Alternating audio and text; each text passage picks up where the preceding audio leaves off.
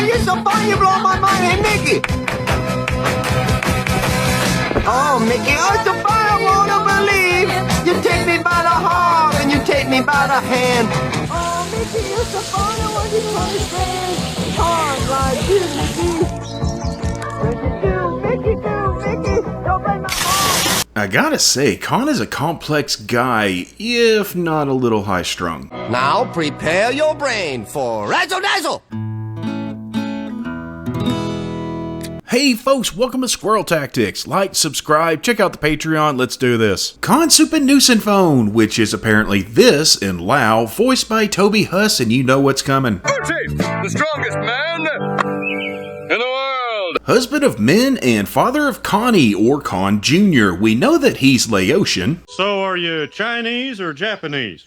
I live in California last 20 years, but first come from Laos. Huh? Laos. We Laotian. The ocean? What ocean? We are Laotian. From Laos, stupid. It's a landlocked country in Southeast Asia. It's between Vietnam and Thailand, okay? Population 4.7 million.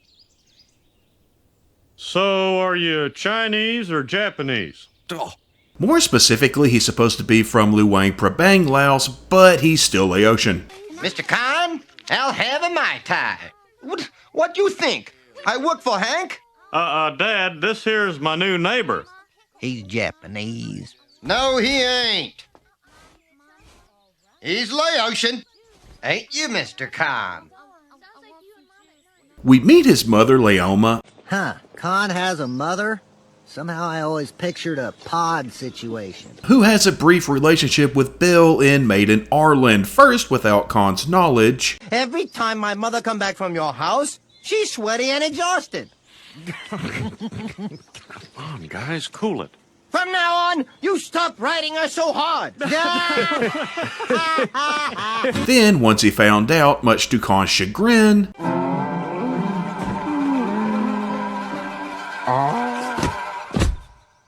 Anybody want to watch the game?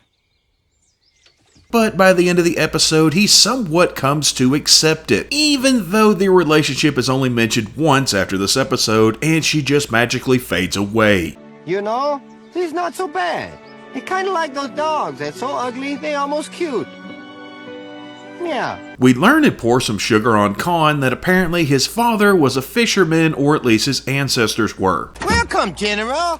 I forgot how handsome you are. Stand down, descendant of fishermen. And this right here is a major aspect of Kahn's personality. Being a Lao fisherman wouldn't be the highest status job to have. And as such, Kahn was born into a low status back in Laos, which is a large part of what keeps driving him to achieve. He talks a little bit about his childhood in Orange You Sad I Did Say Banana. I will now tell stories of my childhood in Laos. Growing up in the village, I had 2 chickens. One of them was named Fuma. I don't recall the name of the other chicken, but sometimes I would put both of the chickens in the wheelbarrow. This was very funny. His mother refers to him as Kong Koi, which may be a nickname, maybe his real name, and interestingly enough, Kong Koi is the name of a Laotian one-legged jungle ghost. Based off the info I can find, it means it is my or mine, so basically she's saying my Kahn. So it's probably just her little pet name for her son. Another thing about Kahn's past that we need to cover is this. You know, before this, I always drank out of a can. I never knew beer was yellow. That Gordon Huskins. All he talks about is how great Canada is and what's wrong with America. I dodged bullets in the killing fields for 2 extra years instead of going to Canada. One, I love the lucky joke there, but more importantly, Kahn shares that he survived the killing fields. And for those unaware, I can't go too in-depth here without getting completely demonetized, but the killing fields refers to the genocide of at least 1.3 million people. That number is how many have been found in mass graves, though the estimated total lives lost is over 2 million. In Cambodia, under the leadership of Pol Pol Pot and the Khmer regime, so it is possible that Kahn spent at least 2 years in Cambodia. However, what many don't know is that the killing fields were also present in Laos, as over 300,000 Laotians were executed under their communist government. Either way, surviving a genocidal environment would take a toll on anyone. Also keep in mind that Min's father was one of the leaders of this genocide, so he has literally committed crimes against humanity. Speaking of Min, we see how she and Kahn met in Father of the Bribe. Then I met your dad at the National Science Museum. But then Min tells the real story of how they met. Oh, that's just a story we tell. Truth is, we meet at the discotheque. He pulled up on cherry moped, wearing tight, shiny shirt, and that pompadour. Woo! Daddy was a bad boy?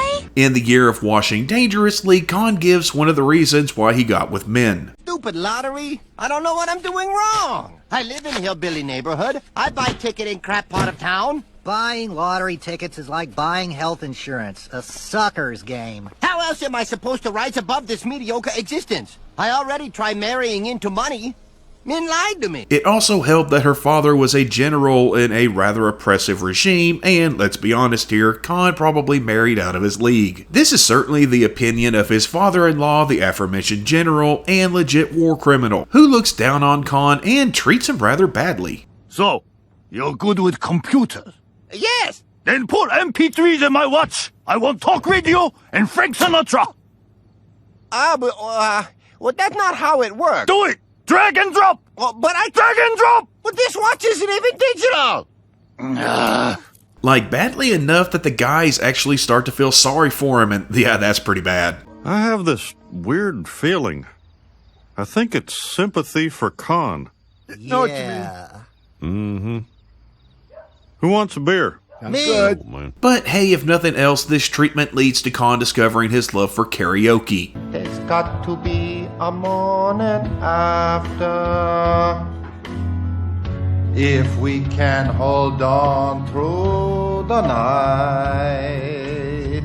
Yeah, at least he's better at it than Ted. Bad move, you better move because I'm rough, I'm tough. I pop my collar up, creep, puff, jump back, back off. I'm telling you, back off. Hot danger, hot danger.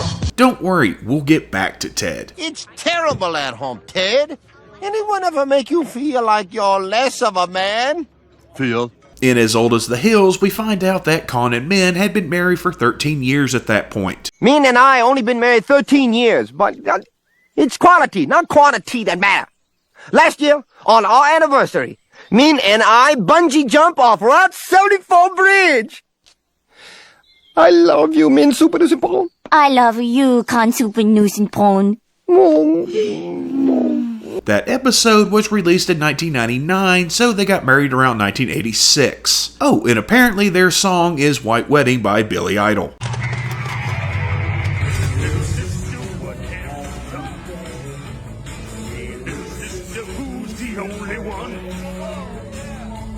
Hey, Min, it's our song.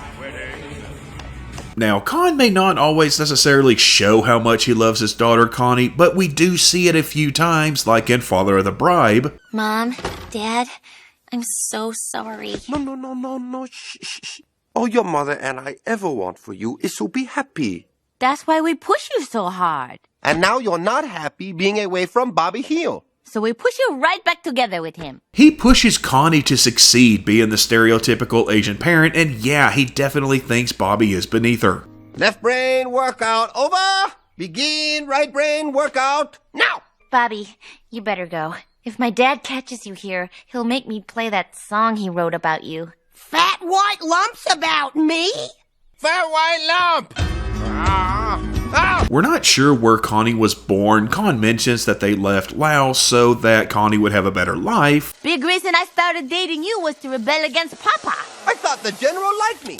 No, he never think you're good enough. For my sister, maybe, but not me. We leave Laos to make better life for Connie. But seeing as Connie is 13 and Kahn said this in West East Side Story, I live in California last 20 years, but first come from Laos. So according to this backstory, Kahn and men left Laos 20 years prior, meaning around 1977. And they then lived in several places in the US before moving to Arlen in 1997, having gotten married around 1986 and having Connie right around the same time they got married, possibly a little sooner. And we find out some of the places they've lived in Deconstructing Henry. You know, this not the first time Kahn fired Orange County, Portland, Mississippi, for God's sake. So Kahn apparently has a knack for getting fired. We see it a few times in Deconstructing Henry, first from his cushy office job as a systems manager. I knew systems manager. Systems manager? Well, hell, I like the sound of that. Debbie, that's your new title. No! She's not in systems. You disrespect important job.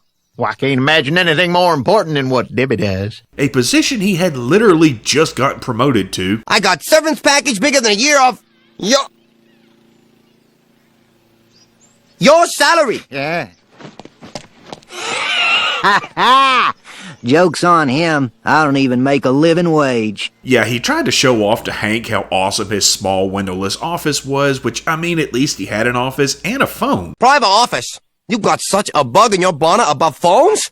Check this out. I call France on this phone whenever I want. France, Europe, Huckleberry. No window? For security. Look at this computer. Fastest processors in the world. You gotta do your own typing, huh? But Kahn ends up getting fired for an interesting reason, which I'm sure is not going to look good in his job history. I fill out form. I unemployed. Where my check? I'm sorry, sir. Your past employer apparently has filed an objection. Let's see here. Under reason for dismissal, they checked other and then wrote in treason. Where my check? I'm sorry. Next. Shackleford, Rusty. He then gets on at a Kinko-style place, meaning he has to deal with customers face-to-face, and yeah, face-to-face retail takes a certain type of person. Hey man, I'm having a concert this Sunday.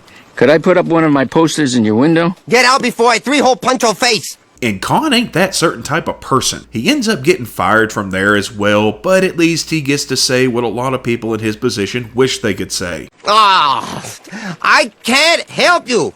I can't help any of you stupid people. How does this machine work, Mr. Kahn? How do I print? How do I save? A Control S, you morons. It's always Control S. All right, that's 3 strikes, Kahn. You're fired. 3? That's only 2. I heard what you said to Mr. Mangione. Oh, yeah. This was also the episode where we see Kahn more or less temporarily abandon his family, with Hank stepping in to help out where needed. By the way, I accidentally picked up an extra bucket of chicken on the way home if you guys are interested. How do you know it's extra yet? And Hank eventually finds Kahn after 3 days in a fast food bathroom, taking a sink bath and doing some laundry. No, I can't fail. This is not supposed to happen to me. I'm Asian, for God's sake. More expected of me. You not understand. You somebody's worker bee. If I accept your redneck life, it's like I bury myself alive. This is one of the rare times we see Kahn actually be vulnerable and open up to Hank, even going so far as to admit that Hank is his best friend, but then of course Kahn has to be Kahn. Well, what about Min and Connie? You my best friend. You take care of them. I'm your best friend? No, I take it back. Nobody takes care of them. Time's hard, but Min's a fighter. They be okay. Why you keep watching me, you pervert? Somebody get the manager! He gets a new job in Houston by the end of the episode, though it comes with a tad bit of a commute. Job in Houston? Oh no, I'm not moving again. People here grudgingly accept us. That's rare. It's 3-hour drive. Not negotiable. You commute. Luckily, we see and pour some sugar on Kahn that he's been allowed to work from home, saving himself 6 hours of driving every day. Hello, office slaves. Hello. My boss is letting me telecommute. You know what that word means, stupid hillbillies? It's English for work from home. Look at me, in bathrobe, already dressed for work. Though we do later find out that this was apparently done because Kahn is good at his job, but nobody liked him, so they just had him work from home. Hope to see you back at work sometime. They should stop forcing you to telecommute. I'm being forced? In the year of washing dangerously, he buys Scrubby's car wash. Scrubby's Car Wash. Swing on by for cruise night. After watching a video by Dr. Money that tells him to find a turnkey operation. Oh, life's so unfair. Is it too much to ask that when I walk by, people say, "Look at that lucky bastard. I hate him." Which a car wash would technically be, since the business is already in place and has everything needed. All Kahn has to do is turn the key to open it up, hence the name. Oh, are you saying I act like I own the place? Well, guess what? I do.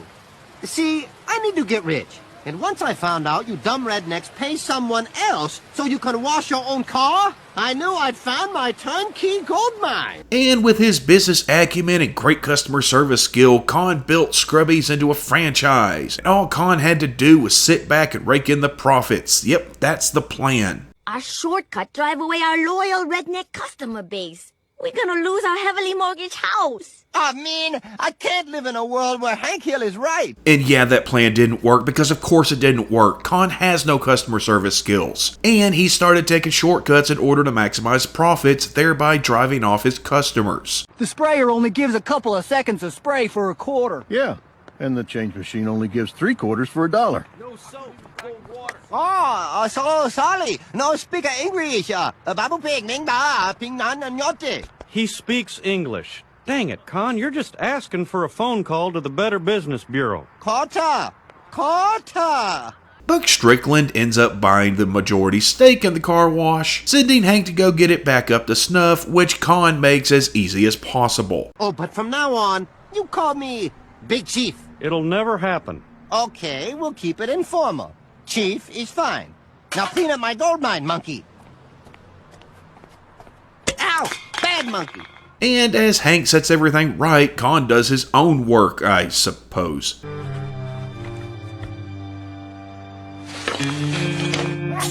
Kahn and men also decide that, hey, they can make their own Dr. Money style videos to sell money-making schemes using a money-making scheme, going by the totally original name of Dr. Quarters. Hello, I am Dr. Quarters. Are you tired of being a hamster on a wheel to nowhere? Aren't you dying to tell your boss to go to hell? Eventually, Hank has his fill of being pushed around and called a monkey and turns on Kahn, understandably, before being stopped by Buck. You gotta learn how to treat your customers and stop calling me your dang monkey. Dang it, Hank, leave him alone. Buck then gives Kahn some really good business advice that I'm sure he'll never follow. Never killed a golden goose. Goose, huh? Kahn, a business thrives on customer relations and back-breaking hard work. And that's the guy who gives it to you. Hank is the golden goose. Ah, maybe Hank could be goose and monkey. Before selling his portion of the business to someone else, which does not end well for Kahn. Looks like you work for me. Oh, I actually more of an idea man. Move it. We also can't forget about the time that Kahn faked being a district manager for a airport restaurant in order to get food for his family, which was pretty smart because Kahn is actually pretty smart, and happy Thanksgiving. Here you go, ma'am. I'm district manager, pitching in. Crazy day, huh? He also keeps himself in pretty decent shape. We see him work out several times. The fact that he vaulted through this window like he was jumping a hurdle is pretty impressive. And we see in the redneck on Rainy Street that he's rather adept at stick fighting. We flee horrible dictatorships, learn a new language, and then work hard and study hard. And our reward for doing everything right is to be told, go to hell. You work too hard. You study too hard. Ah! Yeah, let's not forget about that time that Kahn listened to Trace Atkins and became yellow trash. Now, I don't take no mess from nobody, 'cause I'm a man. My own man. Elvin Mackleston. Take a good look at yourself, friend. Are you rocking in the free world? Are you? He was able to talk men into it as well. What do you say, men? Will you be my redneck bride? And the two just gave up and did whatever they wanted. Go figure. He's been pushing Connie all these years, and he's the one that broke. Let that be a lesson to you, Dad. But it's during this that we're introduced to the character Lucky and catfisting. It's the weekend. Time to party. Elvin and the gang are going catfisting down at the lake. Come on with your daddy. Have some fun. It's only Wednesday and I've got to study. Did you say cat fisting? Most definitely. Now, in this episode, we see how some stereotypes can be technically positive, but still cause negative outcomes. In this case, it's the stereotype of the overachieving Asian, which we see directly when Connie doesn't get into the Rice Summer program because she's just another overachieving Asian in a sea of overachieving Asians. Look, Connie's a really smart Asian girl, but I've got a boatload of them, pardon the expression. She's not black, she's not Hispanic, or even white. I mean, good Lord, give me a white kid from a public school with Connie's specs, and that kid could waltz in here. You telling me Connie didn't get in because she's an overachieving Asian? Oh, that's discrimination! In a way, it's flattering, isn't it?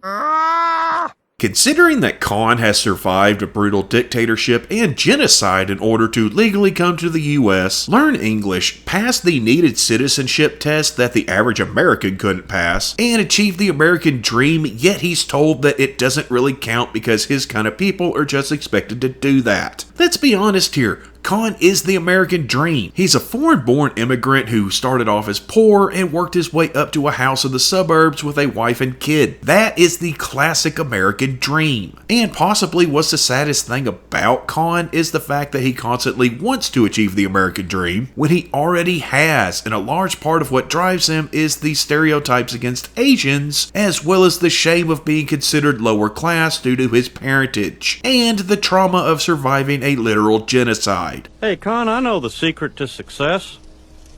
Hard work. I leaned in for that, too. Anywho, to lighten things up a little bit, a few quick facts. He grills with mesquite wood. You honor me by giving me gas. He owns a boat called Laotian in Motion. His license plate on the blue minivan is King Kahn. He's rather talented artistically. We see him paint in Just Another Manic Kahn Day, and it's impressive. He's a fan of Laotian competitive eater Ken Irawadi to the extent that Kahn knitted him a scarf and sent it to him. Laos rules! Laos rules! Plus, he also plays the keyboard. Bev, Bev, Beverly Hills Cop, Bev, Bev, Beverly Hills Cop, Axel Foley gonna find those drugs. We find out in Lost in MySpace that he's bipolar, and we see much more evidence of this in Just Another Manic Kahn Day. Hello, neighbors, watch your step. But as always, it's good to see you, and I just baked delicious cookies that should be cooled off in 35 seconds. Kahn, that self-portrait is beautiful. Oh, last night I took painting class on internet, and it teaches the importance of color and depth. And hey, who wants piping hot delicious cookies? He's also responsible for a lot of great reactions and put downs. Ah! I give you a blood charter to Connie to take to school for report on hypocrisy. She get an A, and teacher call you a monster. Hey, it's a backyard golf course. Regular redneck country club. How many food stamps it costs to play around? Whoa, hey, I wouldn't allow that non-conforming putter on the golf course, and I certainly won't let you beat my son with it. Yeah, I know, I'm a broiled ox penis. Gribber and Dotrieve really going at it. The chain-smoking anorexic versus the heart attack waiting to happen. Who will die first? Let's watch. Man, it's finally happening. Bobby Hillbilly is marrying Hillbilly cousin. You owe me $5. In your face. Hank, I need you. Hank. Block captain. Hey, Hillbilly. Those aren't logs, you know. Yeah, they for wipey. Hey, don't loiter here. Go home. Eat some butter. Hard work fine for you, sweat stains. But I'm meant for better things. I need new lucky numbers. Hey, Dotrieve, what date your wife leave you? Bobby? Shush it! I'm not finished. So how is it with Chain? Wow! Kahn, what's going on? Yeah. One good thing about other hillbillies, at least they all pass out by 9 o'clock. This guy needs to shut up or get stronger moonshine. Hey here! Kahn Jr. just asked me how much hugs cost in 1870. This your wife Peggy Hill's fault. I know a couple of those words. We know he has at least 2 brothers, one who lives in LA and one who runs a farm or a ranch, which is possibly where his niece Ted Powell is currently residing. I'm the last uncle you got. You'll screw up here. We ship you back to Grandma in Laos. Kahn is a Buddhist. We see this in episodes like Won't You Pee My Neighbor. Okay, this real simple. You all come to my big pee my party, get out of your stinking pig pens for a night, see what it's like to live in a Pottery Barn catalog. Hey, I said it right the first time. As well as in the story he tells at Buckley's funeral, which unfortunately is too long for me to put here. I got this story about a tiger. Knock your socks off. Already heard that joke, Kahn. It's also interesting that Kahn and Buckley were apparently friends, and Kahn probably showed the most emotion at Buckley's death. Is a world without Buckley? A world we want to live in? He even ended up calling Luann out about her lack of grieving. I heard enough from you. The more you hold in, the more you put on strange Sinead O'Connor act. I cry river of tear for Buckley.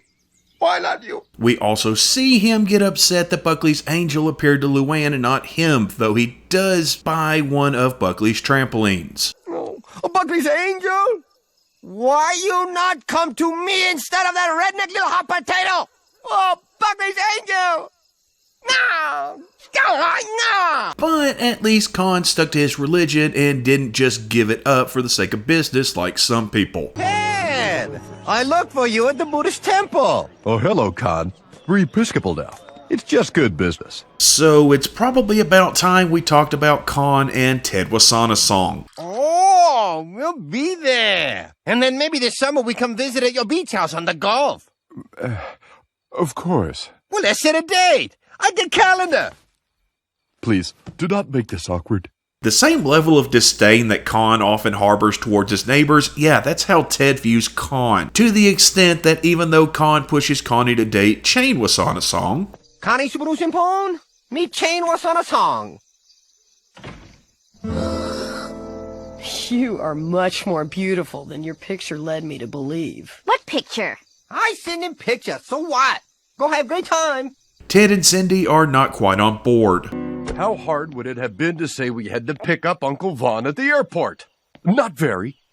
Well, we've been forbidding Chain to date Connie. Let's have dinner and remind ourselves why. Kahn has shown that he's willing to change his opinion on a dime in order to agree with Ted. We see this in Harlot Town, where Kahn switches sides quick, fast, and in a hurry. What you people doing? I didn't move out of cesspool of Anaheim to let you wreck this little town. Kahn, you surprised me. I thought you were the more sophisticated type. Huh? Oh, Ted. I not see you there. Oh, this the kind of stuff you're talking about for a museum. Oh, very progressive. I'm in. He even goes so far as to dress as a deputy to Ted's sheriff during Harlot Town days. Now, as I said before, Kahn has essentially achieved the American dream. Tell me, what is Connie's grade point average? Is it A? A+. And what kind of steak is that? Is it choice? Prime. And the pool in my backyard, is it a hallucination? No, it's real. So it is true then. Our lives are nearly perfect. Only missing element is membership in Nine Rivers Country Club. But in Kahn's eyes, it's Ted who has achieved the American dream. It's also Ted that points out the fact that Kahn isn't too particularly attached to his Laotian culture. Yeah, redneck neighbors built it for me. Maybe next I have them build me railroad. Have that for revenge. Kahn, the railroads were built by the Chinese, not Laotians. Same difference. And it's also Ted who introduces Kahn to the concept of a racial banana. You've become what is known as a banana. Banana? Consider the properties of a banana, Kahn. Its skin is yellow, but its insides are white. Oh, but I'm not white. Okay, everyone, sticks on. Who needs ketchup? Okay, quick aside here. So if a white person is eating steak, especially prime steak, they are not putting ketchup on it. Now, Heinz 57 or A1, oh, absolutely. But those would be the highfalutin steak sauces to actual rednecks. Like, Boomhauer would use Heinz 57, Bud Dauber would use ketchup. See, there's levels of whiteness. The trick is to be between white trash and highfalutin. That's the sweet spot. Plus, any white guy that halfway knows how to cook a steak knows how to season it properly. Also, I never liked the whole banana analogy here. I'm a much bigger fan of Twinkie. There's more of a pigment difference between the layers. Anywho, Kahn does some stupid things in order to not only get on Ted's good side, but also get into Nine Rivers Country Club. Nine Rivers Country Club, now accepting applications from most of Ireland. Now, right up front, we know the membership fee for Nine Rivers is $40,000. And a $40,000 membership. $40,000? You said it was 11. That could be a one-time fee, or could be yearly or even quarterly, and we know that Kahn couldn't get together 10 grand to bribe Connie's way into rice. I should be more like Ted was son of song, own my own business. But I am just a middle management ox plodding in the poop of the beast in front of me. And no matter how hard I work or how hard Connie studies, we all just stuck here. So there's no way he's coming up with that 40 grand. He still tries to join anyway, even going so far as to try and convince Hank to join the club so that they wouldn't miss out on hosting a PGA event with Tiger Woods. Why are you so interested in that chicken fried loser? If we don't attract at least one non-nation member, the PGA is going to pull the tournament from Nine Rivers. You deliver me, Hank, and I'll put you up for junior membership. You will offer me full membership. Associate membership. Full membership! Done! Hank eventually turns it down, causing Kahn to lose his membership as well, which he is not exactly pleased about. Ah, Hank here! What you do? Have I not suffered enough in this life as your neighbor? Now that you quit, they take away my membership. And we get an interesting teachable moment here when Hank tries to explain himself and we get a glimpse into Kahn's life. Well, I'm sorry, Kahn, but I could not stay there. I just didn't feel comfortable. That's why I left Jeans West. That's why I don't bowl on Tuesday nights, and... forget it. You wouldn't understand. Oh, yeah, you right. I always feel comfortable everywhere I go. You know, my original name is Smith. I just changed it to Supernuisance Pole when I moved to Texas. And what's really cool is that after all this, the guys choose to invite Kahn to be part of the Rainy Street Country Club, showing Kahn that, though they may not always agree, he is one of them. Rainy Street Country Club? Dues are a 6-pack every 18 holes. What do you say? I accept your offer. And as new member, I move we kick no tree out. Seriously, you're on the bubble. Of course, Kahn wasn't done being Ted's doormat quite yet, considering he gets talked into joining a Laotian resistance paramilitary force under Ted's command in Orange You Sad I Did Say Banana. Uh-huh. And what happens when Ted says Siddhartha? Well, we get on cargo plane and fly to Laos. If we are not blown apart by anti-aircraft fire, we parachute into mountains. If we're not shot on way down, or die on impact, we march into capital. And then, well, we probably all be shot or run over with tank. Some of us may get taken prisoner, and then most likely they torture us or re-educate us and then put us in their army. Luckily, Kahn came to his senses, and he stood up to Ted, and in a way, he finally embraced who he truly is, and that's an American. It's like this. If you want someone to play a round of golf, give me a call. If you want someone to feel guilty about the way they choose to live, call someone else. I'd also like to point out that Kahn is not at all afraid to stand up to people. Help! I help you get the hell out of my neighborhood, you big, fat, muscle-headed load of rat-jackered pig dog waste! And it's kind of sad and surprising how long it took for him to do so for Ted. We also need to talk about Kahn's relations with Hank, and yes, the names Hank and Kahn are anagrams. Hank was the first person to meet Kahn when they first moved in. I am Kahn, Supernuisance Pole. So that's pronounced Kahn, right? Nice to meet you. Wow! What the hell are you trying to do? And though Kahn may not have the best relationship with Cotton, Great celebrate. Mr. Kahn, I'll have a Mai Tai. He does show that he respects Hank. I always have very strong feelings about Hill family. Now, those feelings are of love. And he turns to him whenever he needs help. It's typically Hank that talks sense into Kahn when he needs to be talked down. Yeah, you got a real bum deal, but maybe you could take a lesson from Connie instead of these apes. Even when you and Min went off the deep end, Connie never complained and she never stopped trying. You couldn't drag that little girl down into the muck with you. To me, this scene right here sums up the relationship between the two better than any other. You wish you could ride in my trunk. My trunk's so plush, it's like movie star trunk. Well, you got me there, Con. My trunk is not like a movie star trunk. It's just a family man trunk. Thank you, Hank. Even the other guys eventually accept Kahn. Hell, they build him a swimming pool. Something's happening here. Oh my God, we're gonna build a pool. Really?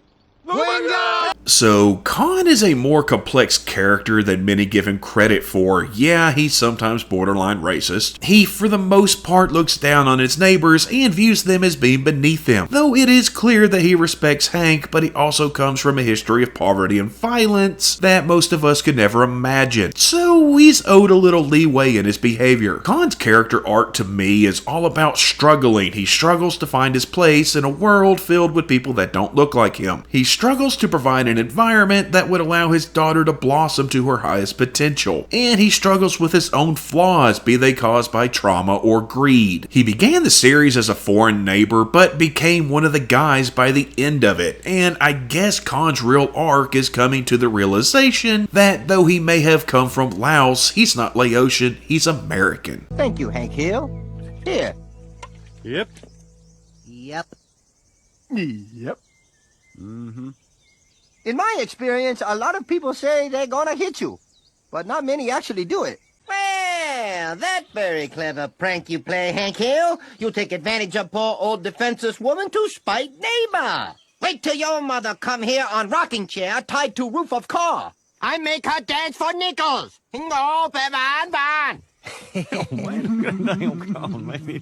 I've never seen this woman clean anything, but I enjoy her work.